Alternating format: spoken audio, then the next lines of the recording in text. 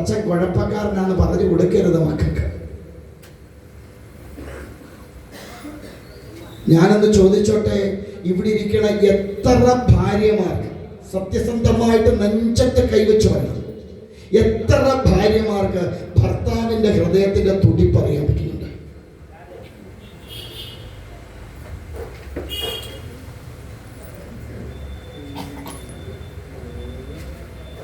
ചില ഭാര്യമാർക്കൊരു ശീലമുണ്ട്, ഭർത്താവിന്റെ ഹൃദയത്തിന്റെ മാറത്തേക്ക് തല വെച്ച് കിടക്കുന്ന ഒരു ശീലമുണ്ട്. അങ്ങനെയുള്ളവരുണ്ടോ? ഒരു നാണക്കേട് വിചാരിക്കണ്ട, അവിടെ അവകാശമാണത്. തന്റെ ഭാര്യയായിരിക്കുന്ന, തന്റെ കരുത്തായിരിക്കുന്ന തനിക്ക് സംരക്ഷണം നൽകി. അവിടെ ഒരു ഗുണമുണ്ട്, എന്താണെന്നറിയാമോ? ഈ മാറത്തേക്ക് തല വെച്ച് കഴിയുമ്പോൾ അവൻ ആ കൈ കൊണ്ട് അവളെ ഒന്ന് ഇല്ലേ, അതോ ഭർത്താവ് ഇങ്ങനെ കിടക്കും ഇല്ല, അവൻ കൈകൊണ്ട് അവളെ ഒന്ന് ചേർത്ത് നിർത്തും. അവളുടെ ഏറ്റവും വലിയ കരുത്താണ് തന്നെ സംരക്ഷിക്കാൻ കരുത്തുറ്റ ഒരു കരം തന്റെ പിന്നിലുണ്ട് എന്നുള്ള ബോധം ഉറച്ചു നിൽക്കുന്ന അവള് ആ കിടക്കുന്ന കിടപ്പിൽ കാണുന്ന ഒരു സ്വപ്നമുണ്ട്. എന്താ ഭാര്യ സമയത്ത് ഭാര്യ കാണുന്ന സ്വപ്നം?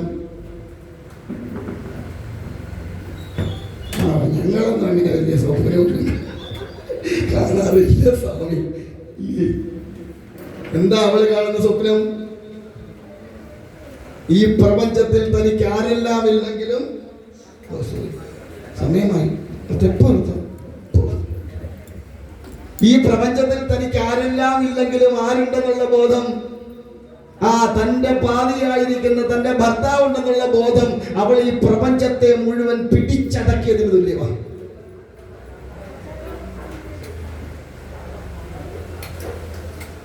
ആ കിടക്കുന്ന കിടപ്പിൽ ഭർത്താവിന്റെ ഹൃദയത്തിന്റെ തുടിപ്പറിഞ്ഞ് അതിൽ വ്യത്യാസമുണ്ടോ ഇല്ലയോ എന്ന് എത്ര പേർക്ക് അറിയാൻ കഴിയും?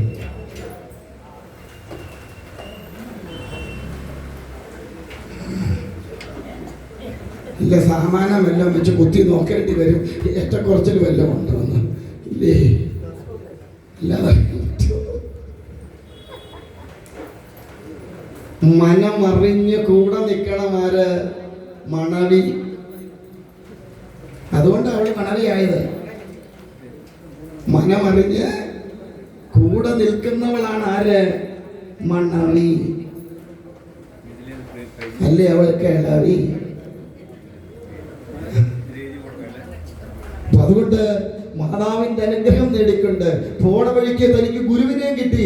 അമ്മയുടെ അനുഗ്രഹം പ്രാപ്തമാക്കിയപ്പോ ആ പ്രപഞ്ചം കൊടുത്തു ധ്രുവനാരെ, ഗുരുവിനെ. എന്തിനു വേണ്ടി? പരമമായ ഈശ്വര സാക്ഷാത്കാരത്തിന് വേണ്ടി. ആ ഗുരുവായി വന്നത് നാരദര.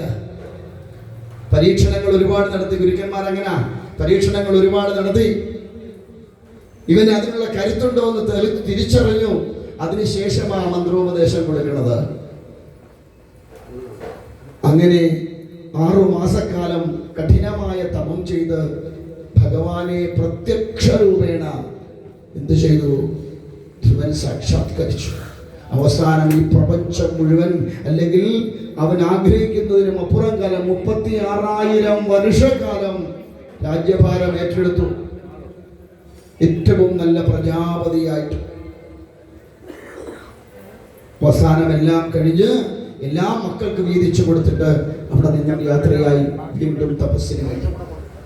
ഈ ജന്മം തന്നിരിക്കുന്നത് ഈശ്വര സാക്ഷാത്കാരത്തിന് വേണ്ടിയിട്ടാണ്. കിട്ടണം, മേടിച്ചു വെക്കേണ്ടത് കുട്ടിക്കാലത്തെ മേടിച്ചു വെക്കണം. പ്രായം ഈശ്വര സാക്ഷാത്കാരത്തിന് ഒരു വിഘാതമേ അല്ല. പിടികിട്ടിയോ? മനസ്സിലായോ? അപ്പൊ ഒന്ന് പഠിക്കുക, മറ്റുള്ളവൻ നശിച്ചാലും വേണ്ടിയില്ല, എല്ലാം എന്റേതായി തീരണമെന്ന ചിന്ത ഉണ്ടെങ്കിൽ ഇപ്പോ ഇവിടെ വെച്ച് എന്നിട്ടുള്ളതിന്റെ പകുതി എനിക്ക് തന്നേക്കാം.